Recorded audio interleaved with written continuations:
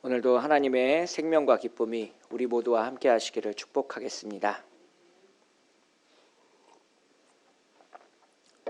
어린 시절 용수철 같은 거 가지고 놀아본 적 있으신가요? 이렇게 좌우로 찰랑찰랑 이렇게 흔들면서 어린이들이 가지고 노는 장난감이 있습니다.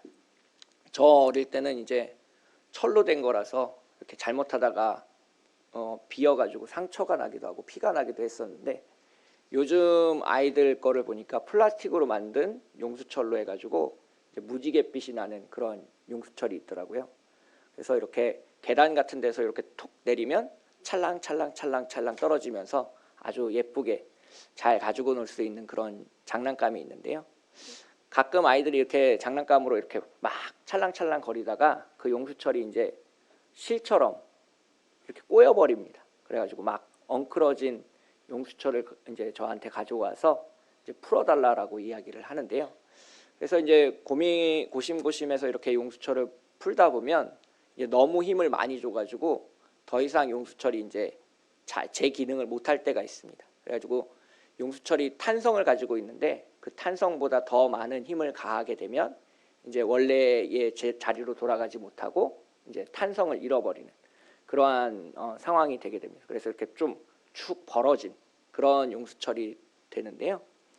아마도 지금 우리나라의 모습이, 이제 한국 교회의 모습이 그렇게 좀 늘어난, 탄성을 잃어버린 그런 용수철의 모습이 아닌가, 그런 생각을 하게 됩니다. 그래서 이게 코로나19 상황이 장기화가 되다 보니까 이제 많은 사람들이 조금 힘들어하시는 것 같아요.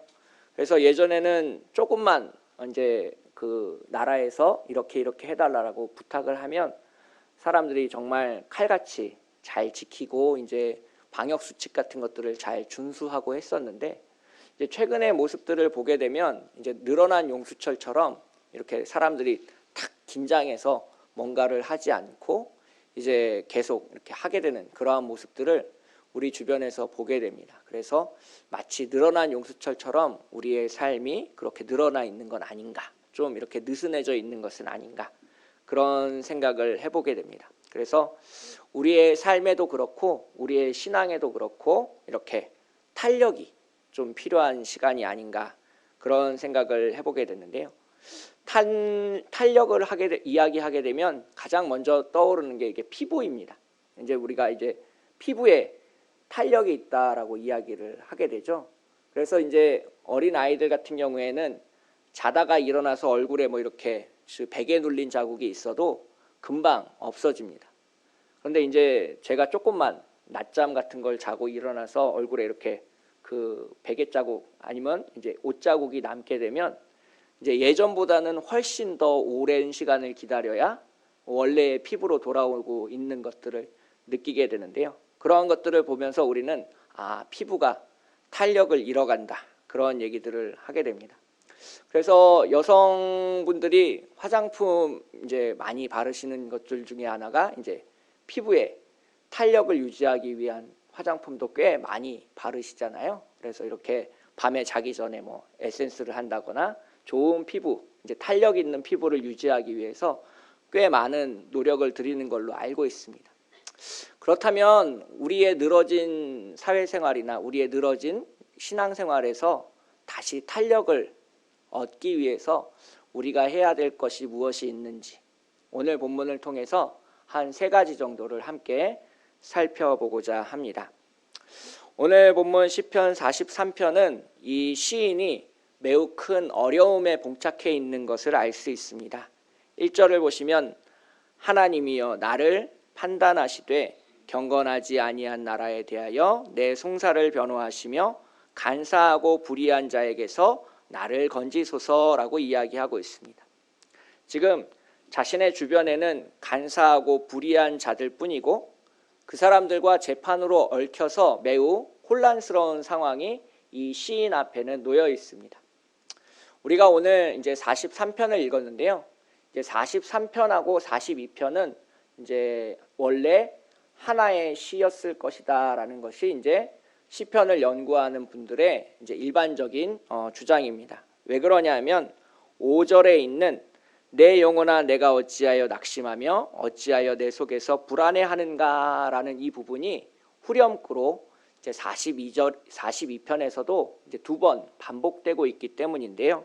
시편 42편 5절 그리고 시편 42편 11절을 보시면 내가 영혼아 내가 어찌하여 낙심하며 어찌하여 내 속에서 불안해하는가라는 똑같은 후렴구가 이제 반복되고 있다라는 것을 알 수 있습니다. 그래서 시편 42편과 시편 43편은 원래 이렇게 우리가 찬송가 부를 때 1절, 2절, 3절 부르고 이제 후렴을 넣어서 부르지 않습니까?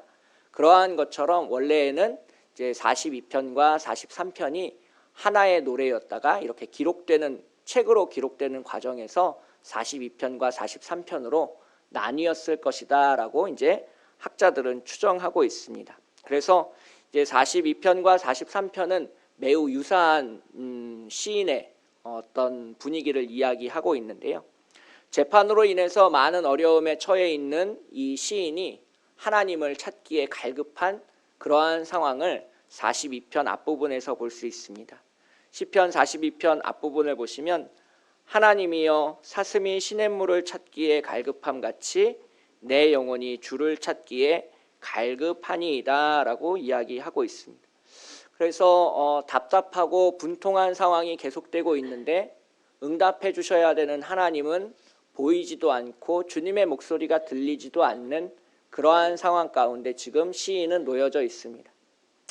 마치 코로나19로 인해서 답답하고 좀 불안한 마음 가운데 있는 우리에게 하나님이 마치 내버려 두시는 것 같은, 백신을 주시지도 않고 치료제를 주시지도 않고 그렇다고 우리 주변에 더 좋은 일들이 벌어지지도 않는 그러한 상황과 시인의 지금 상황이 매우 유사한 것 같습니다.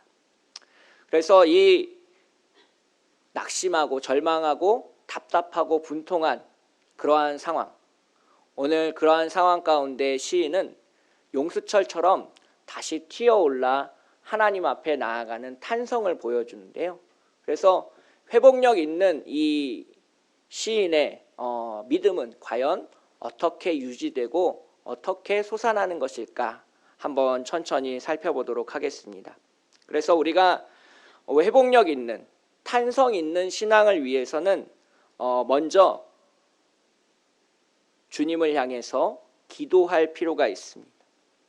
오늘 본문 3절 43편 3절 말씀을 함께 읽을 텐데요. 43편 3절 말씀 다 함께 한 목소리로 함께 읽겠습니다. 주의 빛과 주의 진리를 보내시어 나를 인도하시고 주의 거룩한 산과 주께서 계시는 곳에 이르게 하소서.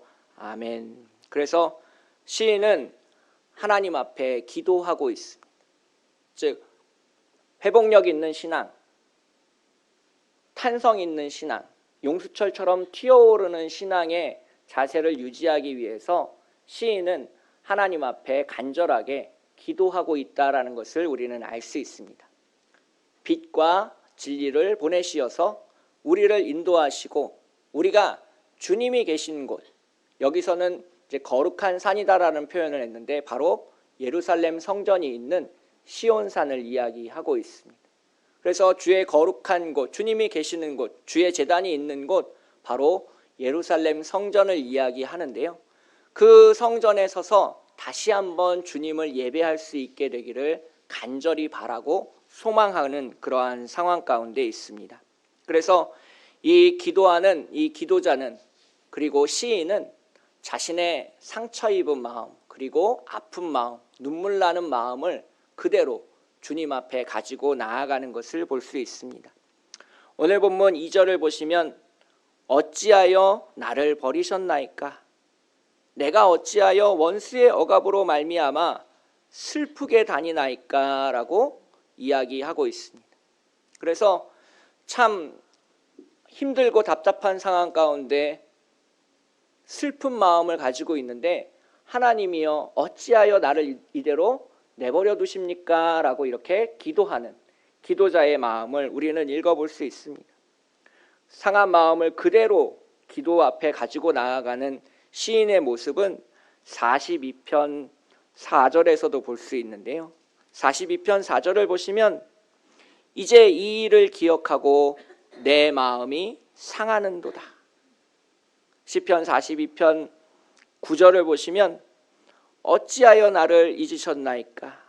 내가 어찌하여 원수의 압제로 말미암아 슬프게 다니나이까? 라고 똑같은 기도 제목을 반복하고 있는 것을 볼 수 있습니다. 즉 빛과 진리가 없는 지금 상황 가운데 하나님이 어찌하여 우리를 이대로 버려두십니까? 라고 시인은 자신의 마음을 숨기지 않고 그대로 기도로 가지고 나아가고 있습니다.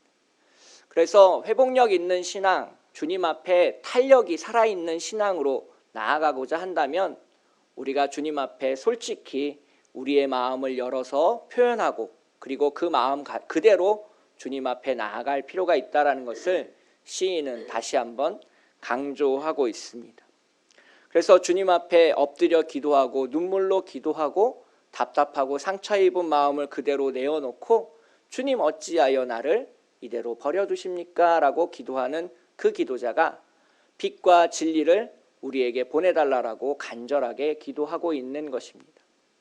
여기에서의 빛은 우리의 길을 비추는 등불입니다. 어둠 가운데, 불안 가운데, 낙심 가운데, 절망 가운데 있는 사람에게 그 다음의 길을 알려줄 하나님의 빛이 바로 등불이 되겠습니다. 그래서 그 등불로 말미암아 어두운 길을 헤매지 않고 온전히 하나님과 함께 동행할 수 있게 하는 빛, 바로 이 땅 가운데 빛으로 오신 예수 그리스도를 이야기하고 있습니다. 낮고 천한 그 말구유 위에 태어나신 예수님께서 이 세상의 그 어떤 빛보다 더 큰 빛으로 우리의 길을 비추시고 우리가 어떻게 가야 할지, 어떻게 살아야 할지, 무엇을 해야 할지, 무엇을 소망해야 될지를 알려주시는 빛, 바로 예수 그리스도를 이야기하고 있습니다. 또 진리라는 것은 변하지 않는 것을 의미합니다. 이 세상에 어떤 것을 봐도 변하지 않는 것은 없습니다. 변하지 않는 것이 있다면 그것은 하나님이 우리를 사랑하시고 아끼시고 보호하시고 구원하신다는 것. 오늘 본문 속에 나와 있는 이 진리라는 말의 히브리어가 아마트라는 어근을 가지고 있는데요. 이 아마트라는 히브리어는 우리가 잘 알고 있는 아멘과 동일한 뿌리를 가지고 있습니다. 즉 우리가 아멘이라고 대답할 때는 정말로 그게 이루어지기를 간절히 원합니다라는 마음을 담고 있잖아요. 그래서 빛과 진리에서 이 진리라는 것은 하나님이 말씀하신 것이 이 땅 그대로 나타나기를 원하는 시인의 마음도 담고 있습니다.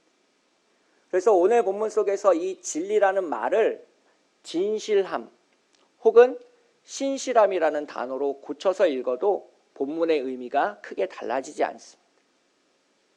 즉 하나님의 신실하심으로 말미암아 우리가 구원을 받는다. 인간이 참 많은 죄를 지었고 하나님 앞에 어긋나게 행동했고 또 주님의 말씀에 순종하지 않는 수많은 잘못과 죄를 저질렀지만 그럼에도 불구하고 하나님께서 자신의 신실하심으로 우리를 지키시고 보호하시고 인도하심으로 말미암아 예수 그리스도를 이 땅 가운데 보내셔서 우리를 구원하셨다. 이것이 바로 진리이고 진실이고 하나님의 신실함이다라고 우리는 이야기할 수 있습니다. 그래서 이 빛과 진리, 예수 그리스도를 보내셔서 우리의 갈 길을 인도하시고 우리가 최종적으로 서야 되는 장소, 바로 거룩한 산, 하나님의 산, 하나님 나라에 들어갈 수 있게 되기를 소망하는 기도자의 마음을 보여주고 있습니다. 그래서 오늘도 우리가 기도할 때에 우리 마음에 빛과 진리가 가득 차 하나님과 그리고 예수 그리스도와 성령님과 동행하시는 우리 모두가 되시기를 축복하겠습니다. 회복력이 있는 신앙, 우리의 마음에 탄성이 생겨서 다시 용수철처럼 하나님 앞에 튀어오르는 신앙이 되기 위해서 첫 번째 아까 기도해야 된다라고 말씀드렸습니다. 두 번째는 기억해야 합니다. 하나님이 어떤 분이신지, 하나님의 말씀을 읽으면서 성경 말씀을 통해서 우리는 또 다른 사람들의 간증이나 이야기를 통해서 하나님이 어떤 분이셨는지를 우리는 다시 한번 되새기고 다시 한번 살펴보고 우리 마음속에 새겨놓을 필요가 있습니다. 오늘 본문 속에서 시인은 하나님에 대해서 4가지 정도를 이야기하고 있습니다. 첫 번째는 하나님이 우리의 힘이 되신다는 겁니다.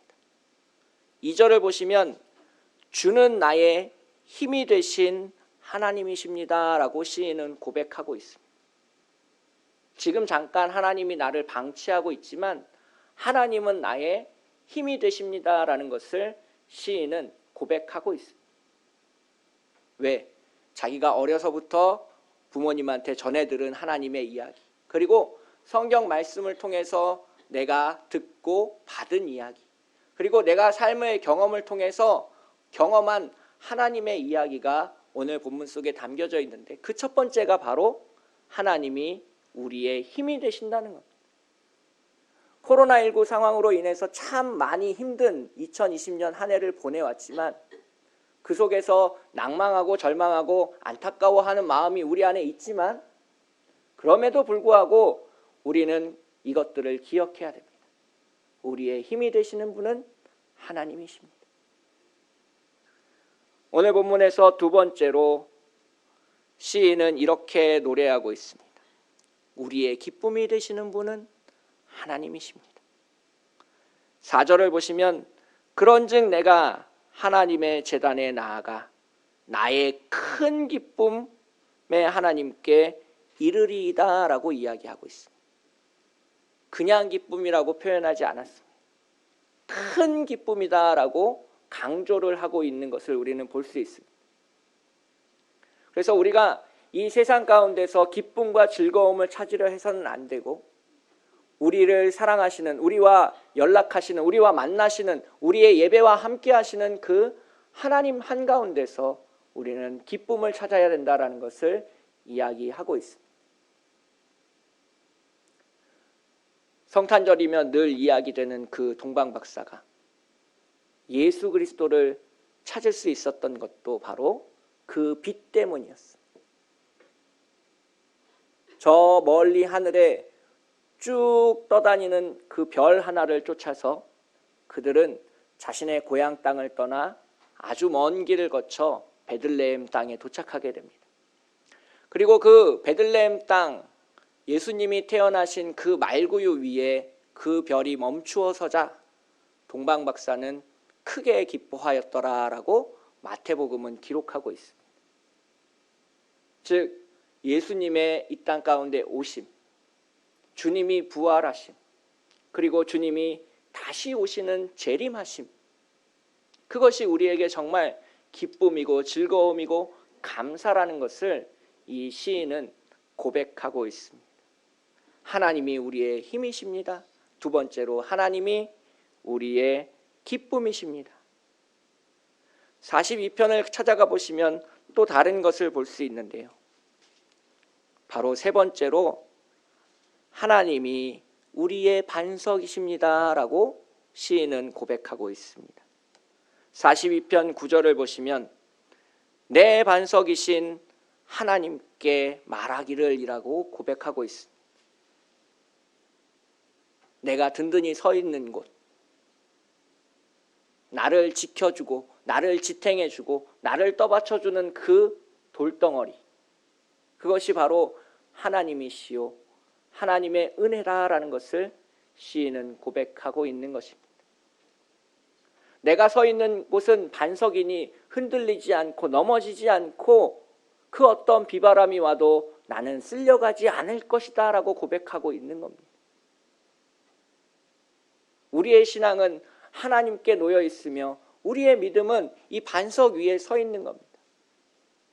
반석 위에 집을 세운 자는 창수가 일고 풍랑이 일어도 흔들리지 않는다라고 예수님께서 말씀하시지 않았습니까? 이 세상에 어떤 풍파가 와도 어떤 고난이 와도 우리는 그 든든한 반석 위에 서 있기 때문에 우리는 안전하고 우리는 평안하고 우리는 행복할 수 있습니다. 바로 이러한 것들을 이 시편 기자는 다시 기억하고 있는 겁니다. 마지막 네 번째로 하나님에 대해서 이렇게 얘기하고 있습니다. 하나님은 생명이십니다. 시편 42편 8절 말씀을 함께 읽을 텐데요. 시편 42편 8절 말씀 함께 읽도록 하겠습니다. 시작. 낮에는 여호와께서 그의 인자하심을 베푸시고 밤에는 그의 찬송이 내게 있어 생명의 하나님께 기도하리로다. 기도하고 있습니다. 생명의 하나님께.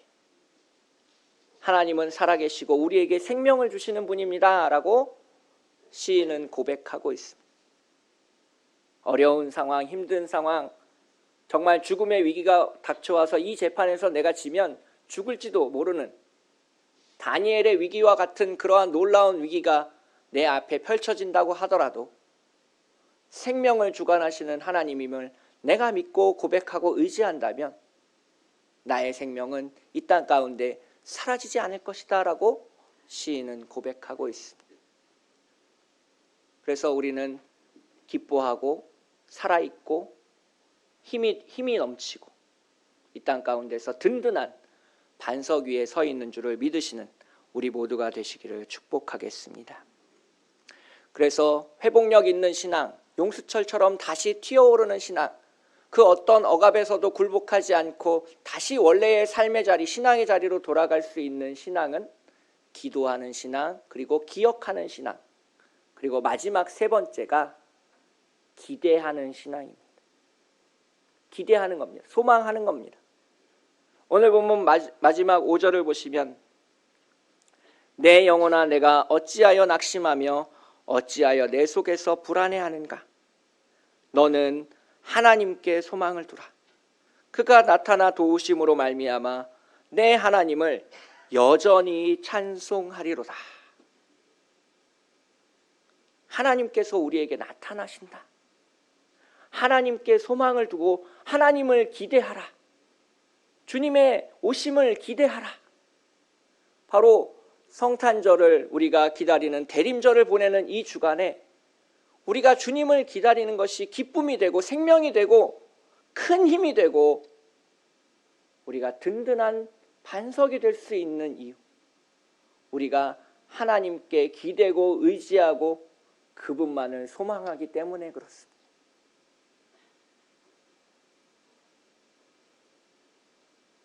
오늘 본문 속에서 시인은 어려운 상황이 있지만 세상 것에 의지하지 않았습니다.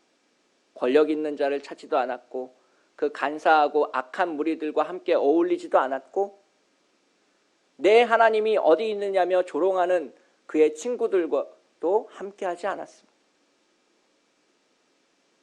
세상은 교회를 향하여 계속해서 손가락질을 하고 있는 상황이 되고 과연 하나님이 어디 계신가라고 묻고 있는 수많은 사람들을 향해서 우리가 대답할 말을 찾기가 힘든 21세기를 보내고 있습니다. 그 상황 가운데서도 우리가 낙심하고 불안해하지 않고 나아갈 수 있는 것, 바로 하나님을 소망하며 주님의 나타나심을 기다리며 오늘을 살아가며 여전히 찬송하는 이 시인의 믿음이 아닐까 싶습니다. 오늘 오후 3시에 또 정부에서 이제 코로나19 때문에 회의를 한다고 합니다. 4시 반쯤에는 사회적 거리 두기 단계가 올라갈지 말지 이런 것들에 대한 발표가 있을 거라고 하는데요. 한 교회를 이끌어가는 목회자로서 불안한 마음이 있습니다. 또 비대면으로 하라 그러면 어떡하지? 또 교회가 모이지 말라라고 얘기하면 어떻게 해야 되는 거지? 이런 불안한 마음과 좀 낙심하려는 그러한 마음이 있는 게 사실입니다. 그 마음 가지고 그대로 기도하며 나아갈 때에 우리가 오늘 본문 속에서 발견할 수 있는 것은 기도하며 기억하며 하나님께 기대는 회복력 있는 신앙으로 하나님을 여전히 지금도 함께 찬양하고 있는 이 찬양하는 사람들의, 기도하는 사람들의 노랫소리를 우리는 들을 수 있습니다. 그래서 이 시편 43편은 참 어려운 시대를 살아가는 사람의 기도였고 노래였고 찬양이었다라는 것을 우리는 알 수 있습니다. 코로나19로 인해서 참 어려운 2020년 한 해를 이제 마감하고 있는데요. 오늘 본문 속에 나타나는 이 시인의 마음처럼 상처 입은 마음 그대로 하나님 앞에 가지고 나아가셔서 기도하시고 빛과 진리로 우리를 인도해 달라고 기도하시고 하나님이 말씀하셨던 우리의 삶 속에 역사하셨던 그 모습 그대로를 떠올리면서 기억하면서 오늘의 위기를 극복하고 낙심하고 불안한 마음을 주님이 오신다라는 그 기대를 가지고 이겨내시는 우리 모두가 되시기를 축복하겠습니다. 함께 기도하겠습니다. 사랑과 은혜가 풍성하신 하나님 아버지, 주님 용수철처럼 다시 튀어올라 하나님 앞에 거룩하게 나아가는 참 신앙인이 되게 하여 주시옵소서. 너무나도 많은 스트레스가 그리고 불안함이 낙심함이 가득한 세상을 살아가고 있습니다.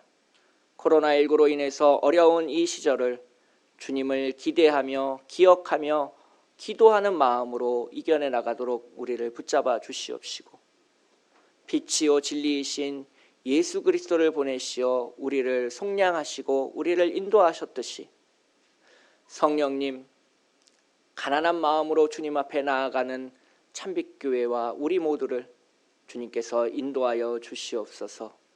아버지 하나님, 2020년 한 해가 이제 3주 남았습니다. 대림절과 성탄절을 온전히 주님 앞에 예배드리며 나아갈 수 있도록 우리에게 은혜를 베풀어 주시옵시고 우리 마음속에 있는 불안과 낙심함 그리고 절망을 주님께서 모두 거두어가 주시옵소서. 거룩하고 아름다우신 예수님의 이름으로 간절히 기도합니다. 아멘.